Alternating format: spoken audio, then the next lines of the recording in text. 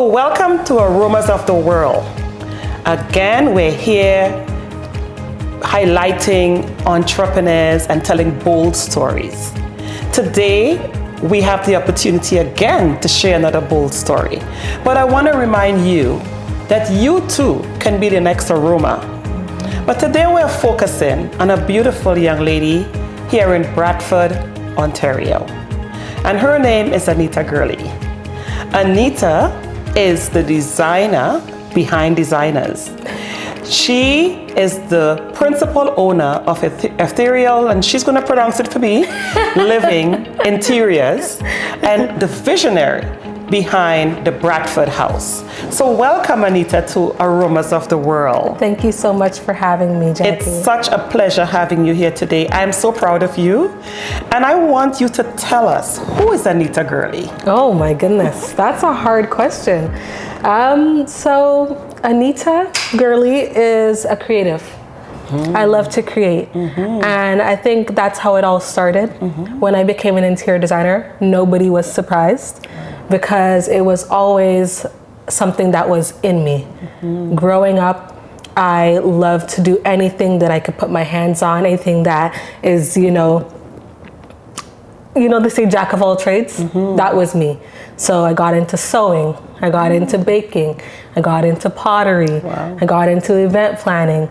So just creating, starting something from the ground up and seeing something become, or nothing become something, is what I've always loved to do. So when it came to doing the same thing with space, with interior spaces, it was only the natural next step. I love how you said that because, you know, I always give people an aroma. And the aroma I chose for you today is the Aroma of Inspired Spaces. Oh! The Aroma of Inspired Spaces. And you see, it's so fitting because that's what you just mentioned, anything to do with space. So you grew up in Montreal.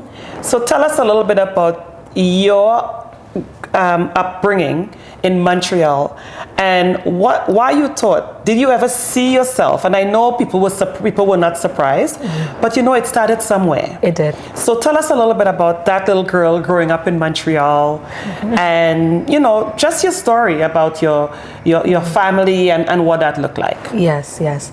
So I grew up with my mom, Miss Jillian Gurley, and my mom, I absolutely love my mom for all the reasons, but I also love her because she nurtured any idea that I had. If I wanted to get into cake baking, she'll buy me the entire kit. The entire cake baking kit. If I thought about getting into sewing, she's like, here's your sewing machine, here's all the thread, here's all the fabric. Anything that my mind could touch on. I got into knitting. She was like, here's the crochet, here's the knitting needles, here's the crochet needles, do everything, right? So anything that I felt inspired to do, she was right there to say, do it. She fed it. Good. And growing up with her, we actually grew up in government housing, which, you know, it had its own flavor to it. It had its own ups and downs. But one thing that I would say is that home was wherever my mom was because she made... Making me want to cry. She made every space special. And she really loved, you know, themes. So anything that I was kind of gravitating towards, she really blew that up. So if it was Barbies at a certain time, it was Barbies. Everything in my room was Barbie. I had the Barbie posters. I had the Barbie dream house. I had the floral duvet with the pink and purple covers and the frills on the edges and the inflatable, you know, a fuchsia pink chair and the little everything, you know. And it became part of my personality and who I was. So I was the girly girl, and I had the Barbie. And you even have the last name, the Girly. I know. You see, so God knew from the very beginning that there was something in this thing way before. Exactly, right? Nice. And my mom showed me that space is not just a place that you occupy. It's part of your identity. So for me, it was, you know, having that room, having it represent the things that I love, walking into the space and getting excited about walking into the room that's mine, that belongs to me. She always prioritized giving me the bigger room That was just her thing. Right. She would give me the bigger room, so I had more space to kind of, live and have my friends over. And then I would have theme parties, Barbie theme party in the Barbie room with the, the little teacup and the tea set. And that's something that I grew with. And my personality was something that showed up in my spaces. Wow. So as I grew, my room grew. Wow. And it went from Barbie to Bratz to the Spice Girls to the Cheetah Girls to we're going into women where it's just black and whites and neutral colors. The minimalistic experience. Beautiful. And I want to say this to us viewers. Sometimes we have this way of looking at people, like Anita is sharing her humble beginnings. And we look at people and where they live, and we judge them, or we think, well, maybe they don't know about beauty. But we need to stop that, right? Because God has placed things within all of us, and it's not where you are now, but it's where you will be later on. Exactly. So God had placed these little things. He gave her a mom that saw deep within and was able to share what she had. And look how beautiful this has blossomed into Anita. So Anita, I know you mentioned that you had, if you wanted to do baking, which she's a very good baker too. She did my cake at my lawn. You can look at it on my channel. She's a very good baker, and she would sew and she would do all these things. But what moved you, and share with us the journey that took you into interior designing? Oh my, that is a little bit of a long story, but I'll try to condense it. When I was young, my mom had this book of careers, and I think I was maybe 7 or 8 years old, and she brought the book home. And it was actually something that she had for herself. And I remember taking a look through it. And at the time, like this would have been, years ago, I remember vaguely seeing, the profession of interior design outlined in the book and saying, that's what I want to be when I grow up. But it's something that kind of just came and passed. And I went through my different phases of trying to figure out who I wanted to be. I started my undergrad in psychology. I always loved, kind of the mind and opening up people's minds and getting into the way they think and what makes them, act and feel the way they feel. So the mind was always something that was really intriguing to me. And I wanted to be a nurse at one point as well. So went down that road. And one day as I was in college, I was writing a paper, and I don't know, something in me felt unsettled, like I needed to go somewhere and I wasn't sure where. So I called my mom and I said, Mom, I'm moving. Wow, I'm moving. I'm moving. She said, where are you moving to? I said, I don't know, but I'm moving out of Montreal. And she said, okay, sure, all right, if that's what you want to do. And I came home and we took cups and we put little papers under the cups. We put Toronto, we put Ottawa, we put stay home in Montreal and Calgary. And we mixed around the cups and we pulled it up. And Ottawa never came up, but Ottawa's where I ended up. Wow. And, interestingly enough, as I said, my mom always supported me, but with this one, me being her only child, she was not really excited. Of course. I know what that feels like. I did the same to my mom, so I know. Exactly. She wasn't really excited about me leaving, right? And, at that age, I was 19. Teenagers always have these grand ideas and never actually follow through. But I put my date on the calendar, July 20th, that I'd be moving to Ottawa. I packed my bags and she was like, okay, I see that this looks to be like something that's actually moving forward. And I left. We got in the car, we drove. I had a room, a place to stay. I had a job that was prepared for me that I was going to, and I ended up in Ottawa. But you said Ottawa didn't come up. So how did you end up in Ottawa? Oh man. So I had been thinking about where I wanted to go and thinking about the idea of leaving.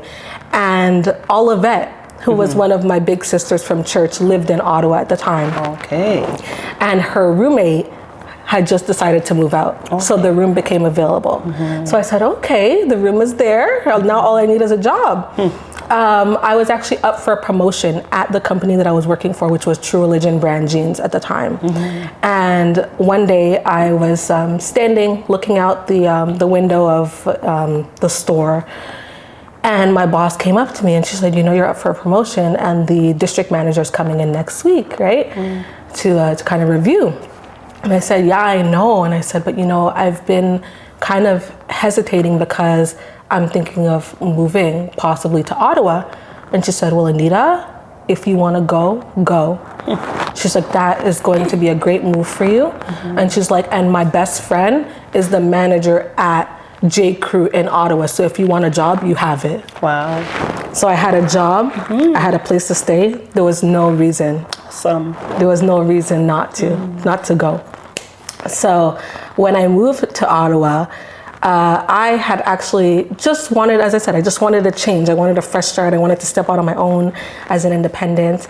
And I knew that I had the idea of going and doing interior design possibly, but I also was entertaining a lot of other options like real estate and all of those things.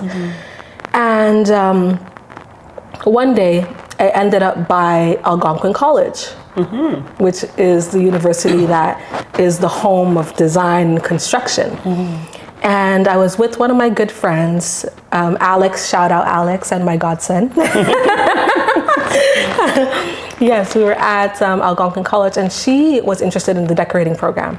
So she said, Anita, let's just go in and let's look around and see if the coordinators are there. And I was like, okay, whatever, let's go. So we went upstairs, and sure enough, the coordinators were in their offices. And she went to the decorating office and she said, hi, I'm interested in the decorating program and would love to talk more about it. And he was like, yeah, well, I'm gonna, he's like, I have a free moment in like half an hour. So why don't you come back in half an hour? So we had half an hour to burn. So I said, okay, well, let me go and look into the interior design, situation and see where the coordinator is. So I went to the door of the coordinator, I knocked, and he was like, hi. And I said, hey, I'm interested in the, interior design program, would love to know more about it. He's like, well, I'm free now, come on in. Wow. Wow, so it was set up for you. Set up. So we went in, we sat down, I showed him my cakes, I showed him my pottery and all the creative things I had been doing. And I told him that I was potentially looking to apply next year. He said, apply now. He said, apply now. And, because I had other things in my mind and I wasn't focused on interior design, although he said apply now, I was like, okay, sure, I'll apply, right? Yeah. I didn't take him seriously. And I let the time pass. About 2 weeks passed and I decided not to move on in applying for it. And I was speaking to my dad one day and he said, what are you doing with, what is your next moves for school and stuff? And because I wanted to pretend like I had a plan, I was like, I even went to the college last week. I even went to the college 2 weeks ago and the coordinator told me to apply, And he said, so have you applied? And I said, no. And he said, Anita. Yeah, that is from Ghana. So when you hear the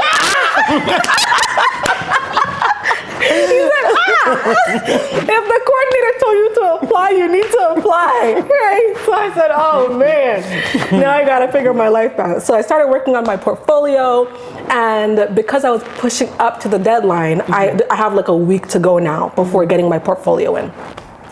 So I'm working on my portfolio, and it's probably Monday, and I have to submit on Friday. I lose my portfolio on the bus. The entire thing. Oh. And I said, okay, well, that's it. I wasn't trying to get in this year anyway, so that's fine, But as Wednesday came around, moving towards Friday, I said, man, I would have really loved to get into the design program. And I tried to start again with the portfolio. So I started reading through the outline, and as I got to the bottom of the outline, it said, digital copies accepted. Okay, wow. And that you had? That I had. I had been taking pictures of all of my sketches and everything and sending it to my mom to get her critique on everything. Because for some reason, I can't even buy a pair of shoes without my mom's approval. Oh my goodness. So mom wasn't mom, because we will talk a little bit about mom, because mom had that gift too. She does. Okay. She's a creative as well. And maybe that's it. Maybe I needed that, creative input to kind of get another point of view, right? So, yes, so because I had been sending her all of the pictures, so on and so forth, she had the whole list of things, and I was able to take it all back from her inbox and create a portfolio out of that.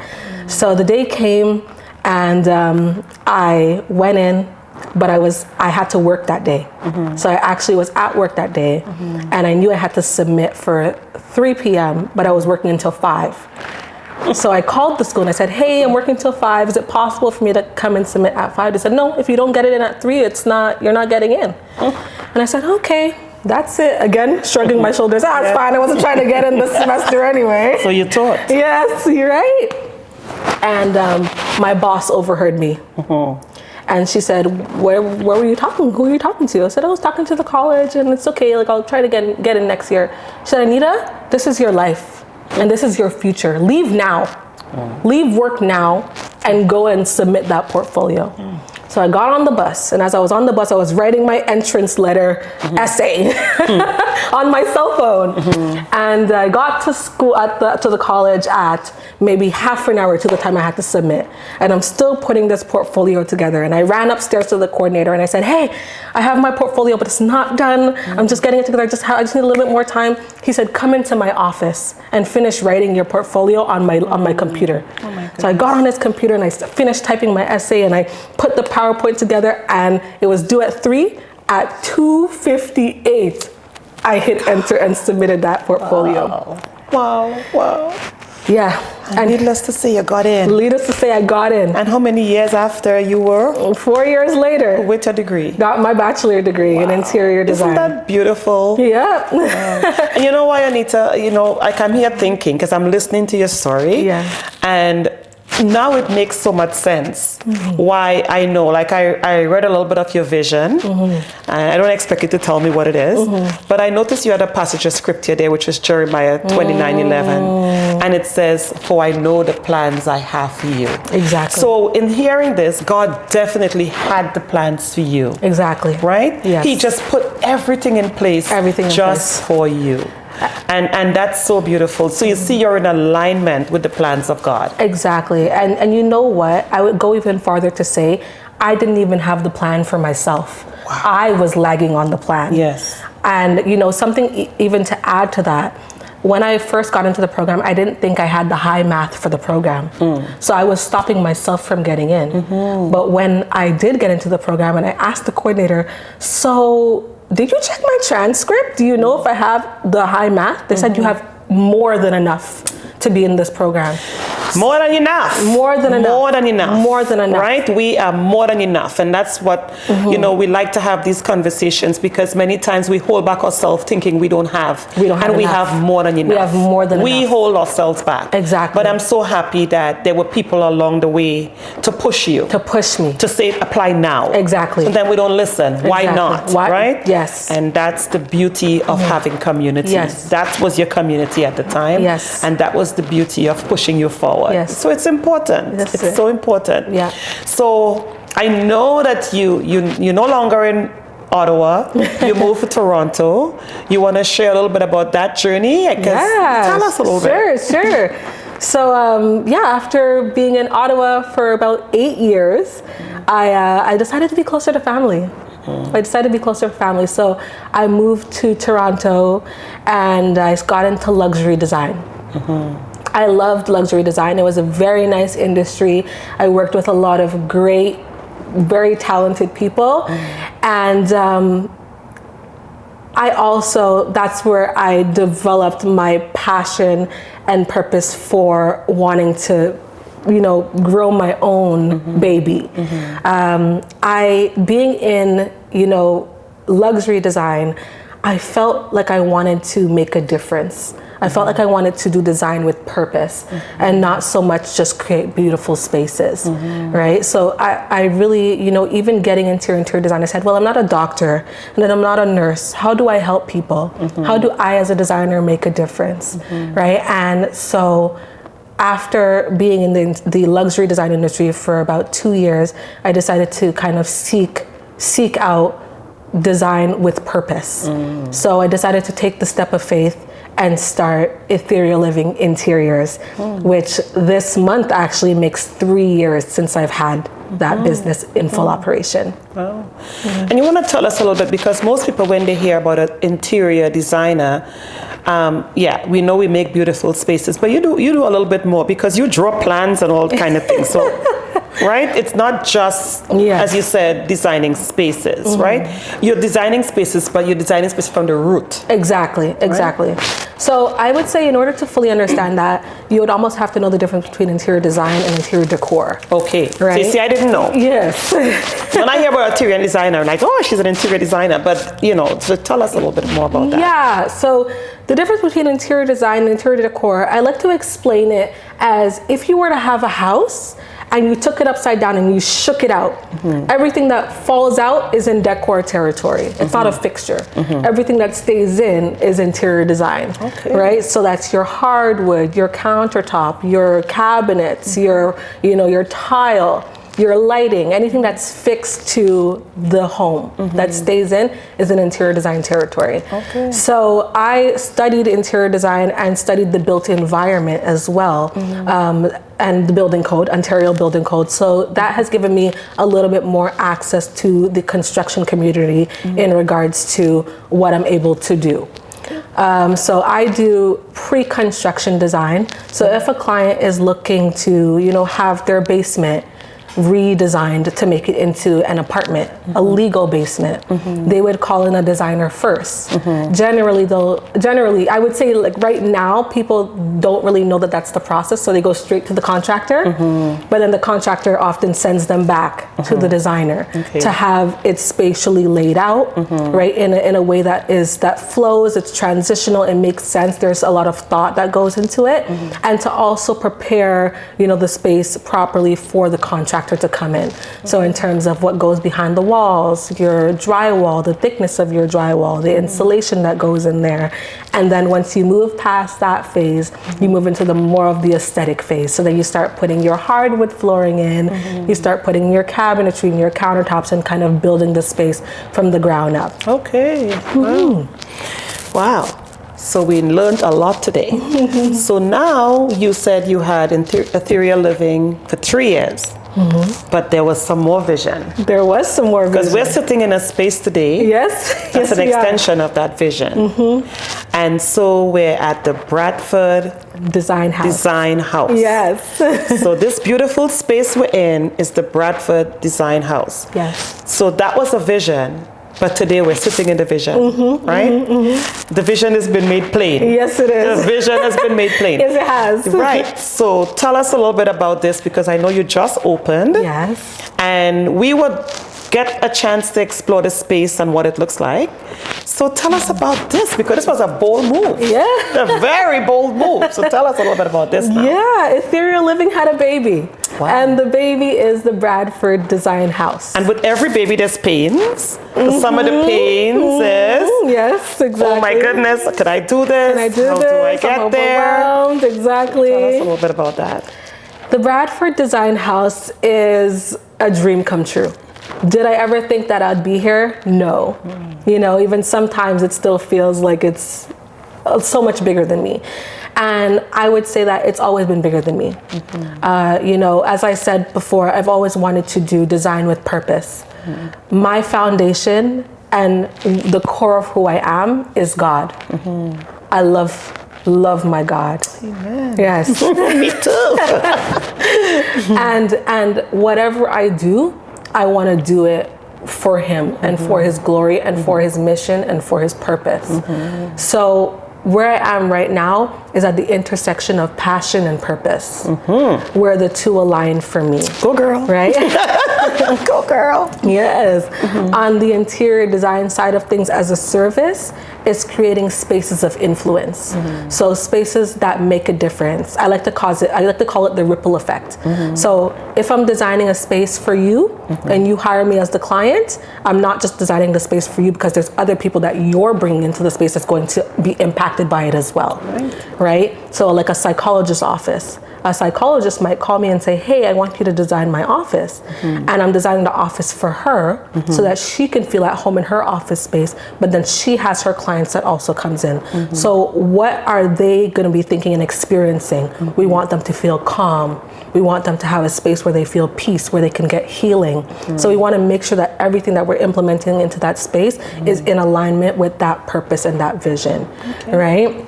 And how the Bradford Design House adds to that, stepping away from interior design and being a designer of Bradford, I said, what could I do in Bradford to make a difference in my hometown? Right. So I've always been a girl that, you know, outside of interior design as a service, I love to touch and feel. I'm very tactile, right? So having a space where now Bradford can access those different finishes, countertops, hardwood, tile, you know, all of the things that go into a space, plumbing, they can now come in and have a local space where they can access that, which Bradford didn't have before.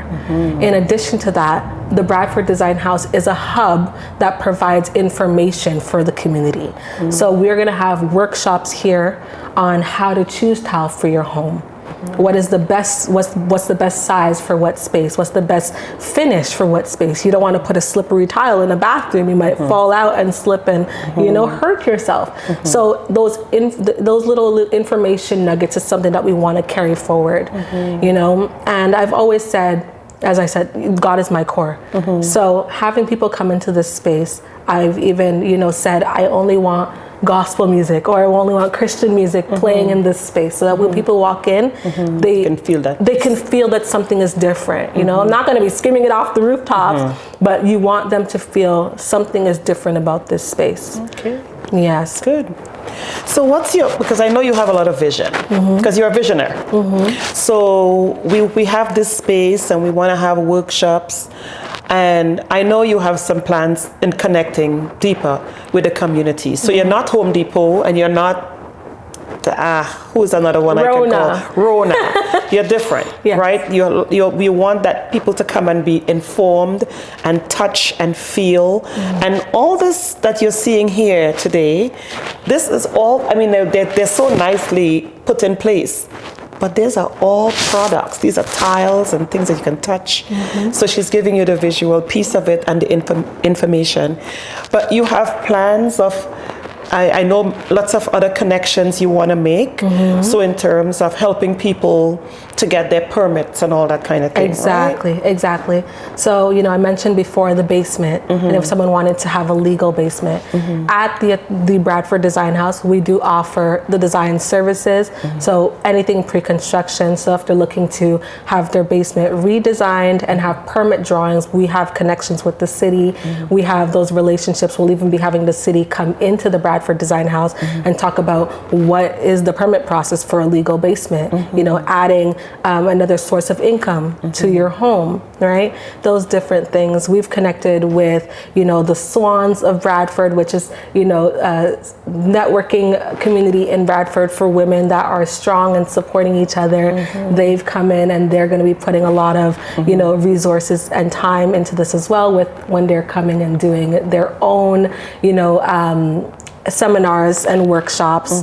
Kathy is part of the Swans as well. She's going to be coming out and talking about decluttering your home for the spring, how to get that clutter out of your space and get that clutter out of your mind, right? I have another colleague from the Swans as well. She's a coach, and she's going to be talking about the strains that renovation puts on divorce and marriages, and how to move through the renovation process without having those strains in your life and in your... So there's going to be a lot of different moving parts, from the city, from technical, all the way to psychological, to emotional, to creative. We're partnering with Benjamin Moore, and we're going to have Benjamin Moore come in and talk about color of the year, what's trending, how to pick colors for your home. So we really just want to be a hub for the community, where people can access materials, supply and install, in addition to the design services and the support. Great. Beautiful. So, you know, I listen to a lot of CBC radio, and I can't remember the name of the boxer, and it's irrelevant. But what I heard is about this boxer, and nobody can beat him. Nobody could beat him.